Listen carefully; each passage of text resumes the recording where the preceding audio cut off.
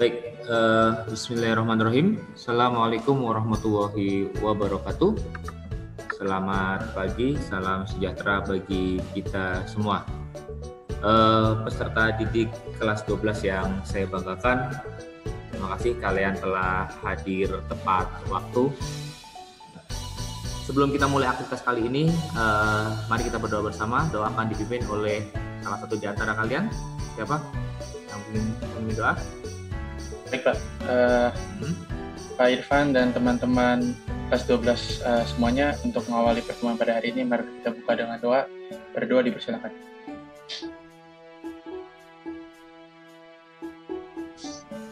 Berdoa selesai. Terima kasih. Terima kasih Gabe atas doa yang telah dipimpin. Anak-anakku yang saya banggakan, tentunya sebelum kalian memasuki kelas 12 ini, kalian telah melewati pembelajaran di kelas 11 ya. Di kelas 11 kalian pernah belajar mengenai jaringan tumbuhan. Ini ada kaitannya dengan materi yang akan kita pelajari sekarang, yaitu pertumbuhan dan perkembangan pada tanaman ya. Jaringan tumbuhan ada kaitannya dengan materi pertumbuhan dan perkembangan ya. Jadi pada hari ini nanti kita akan mempelajari tentang pertumbuhan dan perkembangan pada tumbuhan. Nah, saya ingin tahu nih ya, mungkin di antara kalian ada yang masih ingat tentang materi jaringan tumbuhan, terutama tentang pertumbuhan primer dan pertumbuhan sekunder. Silakan satu di antara kalian menjelaskan apa itu pertumbuhan primer, apa itu pertumbuhan sekunder. Satu aja, pertumbuhan primer dulu. Siapa? Saya Pak. Oke, siapa? Daryl. Silakan Daryl. Pertumbuhan primer itu adalah pertumbuhan yang terjadi di bagian yang aktif membelah, kayak meristem. Karena meristem itu ada bagian titik tumbuh akar, titik tumbuh batang. Oke, dia berada di jaringan meristem. Meristem apa tepatnya, Daryl? Untuk pertumbuhan primer? Meristem. Ingat? Meristem yang ada di ujung akar dan ujung batang? Pak, saya lupa Pak. Nah, oke, Daryl lupa. Ada yang mau menambahkan meristem apa yang ada di ujung akar dan ujung batang? Silakan. Meristem apikal, Pak. Apikal siapa itu? Donas. Oke, meristem apikal, betul. Meristem apikal adalah sebagai titik pusat pertumbuhan primer yang berada di ujung akar dan ujung batang. Aktivitas dari meristem apikal ini menyebabkan si tanaman bertambah tinggi. Baik, anak-anakku yang saya banggakan, sebelum kita lanjutkan aktivitas belajar kita, saya ingin cek kehadiran kalian dulu ya. Tadi persepsi di awal kita review tentang materi kelas 11, yaitu kelas tentang pertumbuhan dan perkembangan. Tadi ada beberapa yang baru masuk, jadi saya sekalian absen ya. Yang pertama, Adeline ada? Dir, Pak. Dir. Herman, Agustinus? Ya Pak. Hari ini kita akan mempelajari tentang perbedaan antara pertumbuhan dan perkembangan. Itu yang materi yang pertama akan kita pelajari. Tentunya ini sudah pernah kalian pelajari juga. Ya, setiap kalian belajar IPA di setiap tingkatan, baik itu SD, SMP, dan sekarang SMA, kalian sudah mengenal adanya pertumbuhan dan perkembangan. Ya, nanti kita akan bedakan kembali, review kembali tentang pertumbuhan dan perkembangan. Kemudian yang kedua, kalian akan menganalisis tentang proses perkecambahan tanaman. Bagaimana tanaman itu dari bentuk biji kemudian bisa tumbuh menjadi bentuk tanaman, kecambah kemudian jadi tanaman. Dan yang ketiga, tujuan yang ketiga adalah mengidentifikasi tahapan dan tipe perkecambahan. Ya.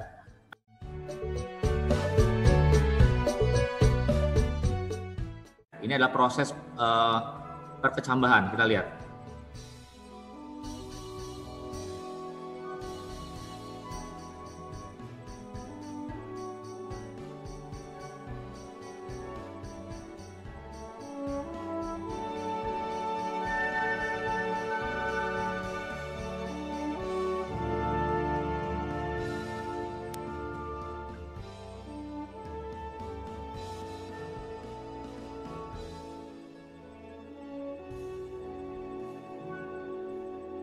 Definisi apa yang bisa kalian ambil tentang perkecambahan dari video tadi? Saya Oh ya, Melan, gimana Mi? kalau kalau yang saya tangkap perkecambahan itu proses pertumbuhan komponen-komponen biji dan embrio untuk tumbuh menjadi sebuah tumbuhan. Oke. Pertumbuhan komponen biji, ya, embrio menjadi tumbuhan baru. Oke, mungkin ada pertanyaan sekilas dari kalian, ya. Mungkin ada pertanyaan sedikit tentang tayangan video tadi. Yang mau nanya dong, Pak. Oke, Misael Enoh ya. Gimana Ya. Enoh? Itu tadi kenapa akarnya makin panjang sama makin banyak juga, Pak? Akar makin panjang dan akar makin banyak. Oke. Saya boleh, Pak. Axel, silakan. Kalau menurut saya kan semakin tumbuhan itu mengalami pertumbuhan dan perkembangan. Betul. Nah, selama pertumbuhan dan perkembangan itu pastinya nutrisi yang diperlukan oleh tumbuhan itu juga makin banyak kan. Oleh karena itu akarnya terus bertambah panjang dan membentuk cabang-cabang atau anak-anak akar kecil supaya mineral dan air serta garam yang dari dalam tanah bisa diserap lebih banyak lagi dan lebih efisien. Oke, luar biasa Axel. Saya suka pernyataan Axel yang ini. Baik, terkait dengan pertumbuhan dan perkembangan tadi sudah dicetuskan oleh Axel.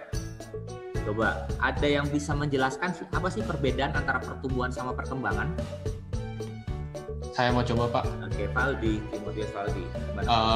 Kalau pertumbuhan itu tuh bisa dilihat dari kuantitas, kalau perkembangan itu dilihat dari kualitas. Misalkan kalau pertumbuhan pada tubuh itu misalkan daripada fisik kita pada tinggi, sedangkan kalau perkembangan itu bisa pada mental kita atau pada kepintaran kita, gitu, Pak.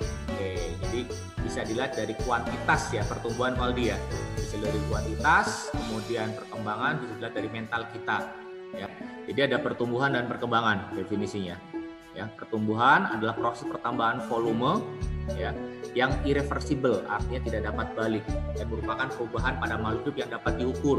Seperti tadi dicontohkan oleh si Valdi dengan bertambahnya jumlah daun ya, berarti ya bertambah jumlah sel juga, bertambah besarnya batang, berarti bertambah jumlah selnya juga, bertambah besar sel juga. Ya, sedangkan pada perkembangan adalah terspesialisasinya sel-sel menjadi struktur dan fungsi tertentu ya, berarti awalnya dari jaringan meristem kemudian berkembang jadi jaringan-jaringan yang lain berdiferensiasi menjadi jaringan-jaringan lain ya. Oke, baik, anak-anakku, masih terkait dengan proses perkecambahan ya, ada satu masalah kontekstual ya yang ingin kita pecahkan bersama-sama ya. Tentunya kalian sering dong diajak mama kalian begitu ke pasar atau ke mall dan sebagainya ya. Ada biji-bijian jagung yang biasa kita makan, misal kalian mama kalian beli jagung di pasar atau beli kacang kedelai ya dan sebagainya. Itu mengapa biji-bijian yang dalam satu wadah di pasar atau di modern market ya itu tidak langsung tumbuh menjadi tumbuhan baru ya. Mengapa masih dalam kondisi biji-bijian tertentu, namun ketika setelah diberi perlakuan tertentu untuk ditanam baru dia tumbuh menjadi kecambah? Kenapa biji seperti itu? Bapak, saya mau coba jawab. Dona ya? Oke, Dona gimana Dona? Iya, kalau misalnya kayak biji-bijian atau tumbuhan itu kan kalau mau numbuh dia tergantung sama suhu, lingkungan, ataupun media yang dipakai juga. Nah, kalau misalnya kayak di pasar atau yang jatuh-jatuh gitu, media atau lingkungan dan suhunya itu nggak ada berpengaruh ke pertumbuhan atau perkembangan dari si bijinya ini. Atau disebut juga kayak nggak bisa bertumbuh, kayak masa dormasi gitu, Pak. Oke, jadi ada beberapa faktor Dona ya yang menyebabkan biji itu bisa berkecambah. Tidak hanya langsung tumbuh ya, langsung tumbuh menjadi tanaman baru, butuh beberapa faktor ya.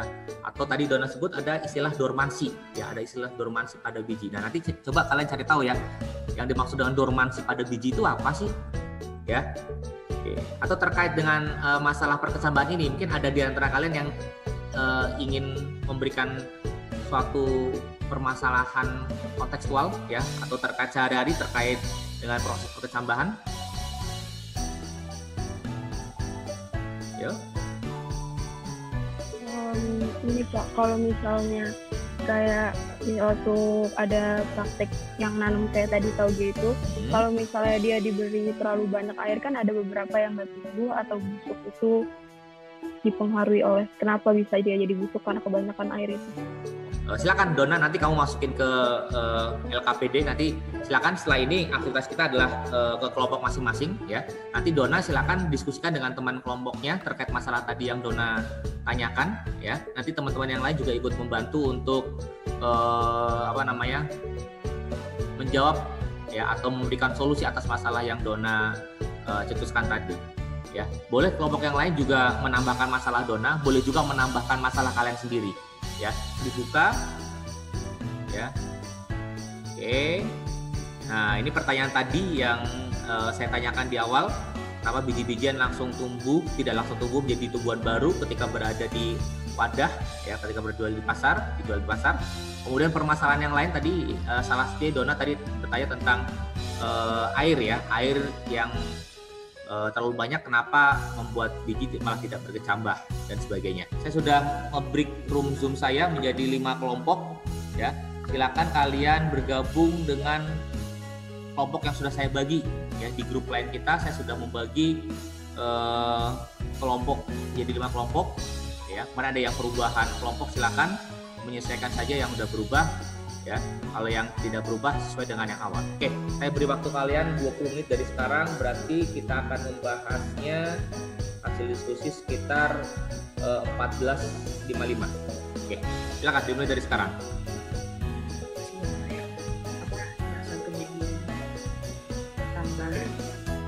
Yang satu cahaya. Oh bisa. Terus Beda cahaya juga nggak sih? Ya cahaya juga. Terus beda jenis bijinya gitu. Ada yang misalnya yang satu kacang hijau, yang satu biji apa gitu. Oh iya, bisa. Ya, ada permasalahan kelompok 3. Itu tadi hanya Pak kayak permasalahan kan, kayak dulu tuh kayak tadi kan di video tuh kayak ada kayak batang hijau tuh Pak. Nah, batang hijau itu kan sebelum ada daun kan. Betul. Nah, itu tuh bisa buat fotosintesis atau enggak Pak? Ya, hijau kan ada warna, kan ada komponen apa? Klorofil. Betul. Berarti bisa nggak? Saya nggak tahu. Bisa. Karena Jadi belum bisa. Udah ada daun belum tadi? Belum ada daun, makanya dia jadi termodifikasi. Betul, bermodifikasi. Ya. Oke. Perkesamaan hipogel sama epigel. Hipogel yang gimana? Tim.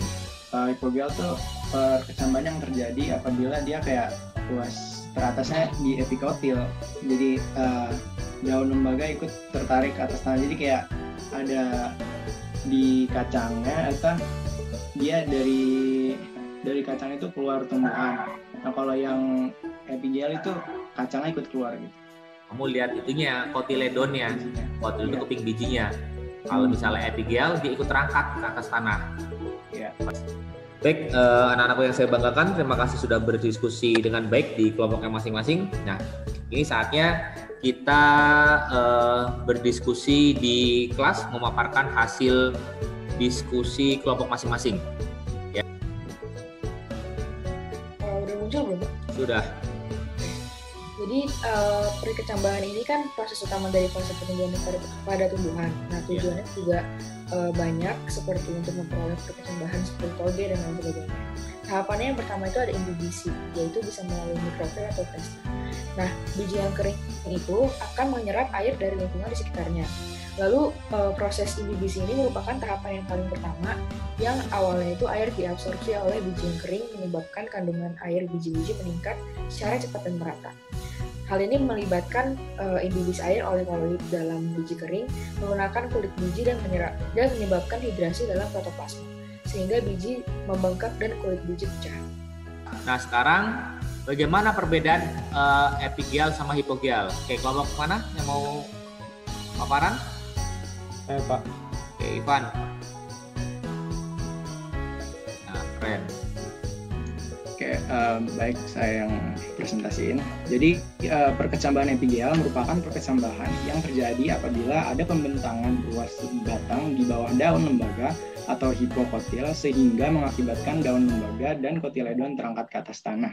Sedangkan perkecambahan hipogel merupakan perkecambahan yang terjadi apabila ada pembentangan ruas batang teratas atau epikotil, sehingga daun lembaga ikut tertarik ke atas tanah, tetapi kotiledon tetap di dalam tanah.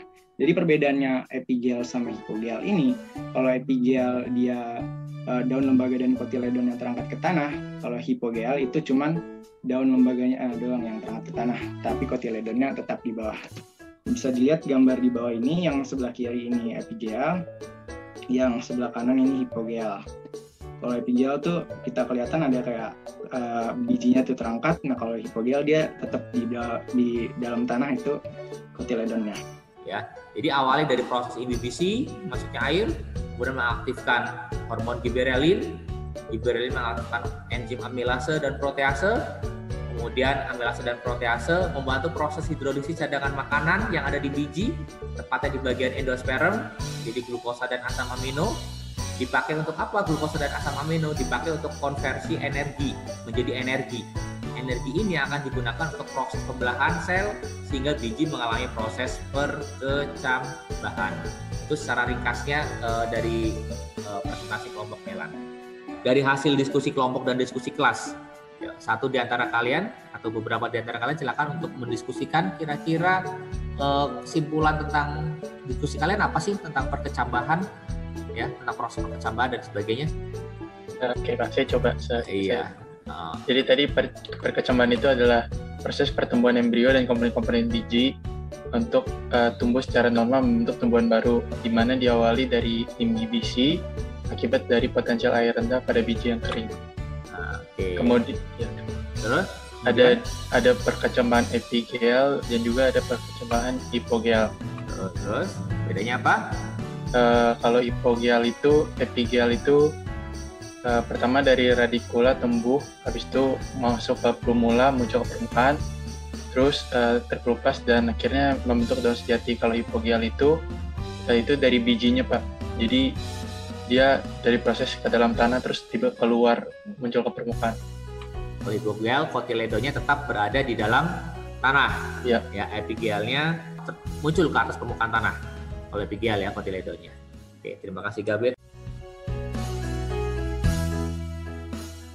Terima kasih kalian semua telah mengikuti pelajaran dengan luar biasa.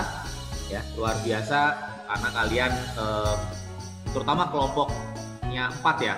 Kelompoknya Timothy kalian sudah bikin presentasi walaupun sederhana. Nanti itu jangan lupa diupload nanti buat portofolio kalian. Pertemuan berikutnya kita akan belajar mengenai faktor-faktor yang mempengaruhi pertumbuhan dan perkembangan. Ada faktor dalam, internal, dan faktor eksternal. Nah, itu yang akan kita pelajari di minggu depan. Ya, sama nanti kalian percobaan dari rumah tentang perkecambahan.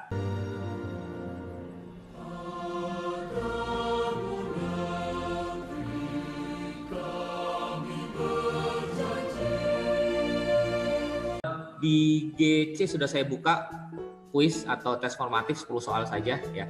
Jadi mampu kalian selama 10 menit kerjakan, nanti jam 15.45 udah tertutup ya. Oke, saya akhiri. Kalian luar biasa hari ini, tetap jaga kesehatan, tetap jaga semangat. Kita bertemu pertemuan yang akan datang ya. Assalamualaikum warahmatullahi wabarakatuh. Waalaikumsalam, makasih Pak. Waalaikumsalam, makasih.